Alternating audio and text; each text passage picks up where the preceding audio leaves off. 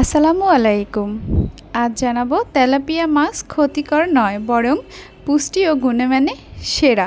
Tilapia মাছ জনস্বাস্থ্যের জন্য ক্ষতিকর নয় বরং পুষ্টিমানের দিক থেকে অত্যন্ত উপযোগী, সুস্বাদু ও নিরাপদ।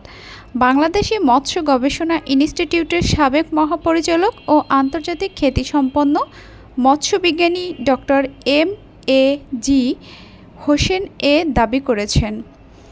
সামাজিক যোগাযোগ মাধ্যমে ফেসবুক সহ কয়েকটি অনলাইনে তেলাপিয়া মাছ সম্পর্কে অপপ্রচার, বিভ্রান্তিমূলক খবর প্রচার প্রতিবাদে আসলে আমরা সবাই তেলাপিয়া মাছ খেতে ভয় পাই বা আমরা তেলাপিয়া মাছ খাই না।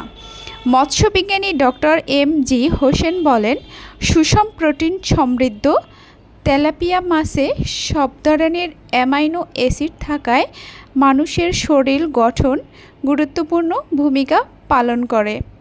তেলাপিয়া মাছে সহনশীল মাত্রায় 2 ধরনের ওমেগা-6 ও ওমেগা-3 ফ্যাটি অ্যাসিড রয়েছে।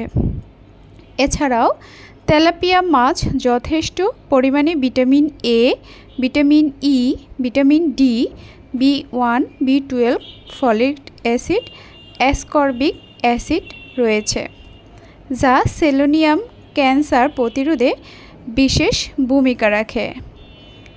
তেলাপিয়ার মধ্যে প্রচুর পরিমাণে ক্যালসিয়াম, ফসফরাস ও পটাশিয়াম রয়েছে, যা মানুষের শরীরের অস্থি গঠনে ও রক্তচাপ নিয়ন্ত্রণে তথা হার্টকে সুস্থ রাখতে সহায়তা করে বলে দাবি করেন।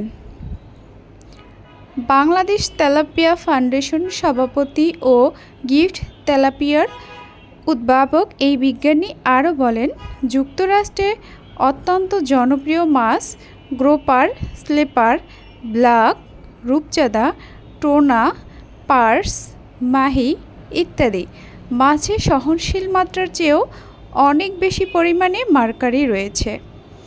অপরদিকে তেলাপিয়ার মধ্যে সহনশীল মাত্রার চেয়েও অনেক কম থাকায় মার্কারি এই তেলাপিয়া মাছের স্বাস্থ্যের জন্য অত্যন্ত উপযোগী। সি ফুড ওয়াচ নামে এক মার্কিন গ্রুপ বিশ্বব্যাপী তেলাপিয়া মাছ সম্পর্কে বিভ্রান্তি ছড়াচ্ছে, ফলে ফেসবুক সহ কয়েকটি অনলাইনে তেলাপিয়া খেলে ক্যান্সার হয় এমন অপপ্রচার শুরু করায় বাংলাদেশে তেলাপিয়া মাছের কেনাবেচায় ধস নেমেছে এবং আমরা তেলাপিয়া মাছ খেতে সবাই কম বেশি ভয় পাই। তেলাপিয়া মাছ খেলে কী জানি রোগ হয়ে যায়, আসলে একদমই তাই নয়। আমরা নিঃসন্দেহে তেলাপিয়া মাছ খেতে পারি।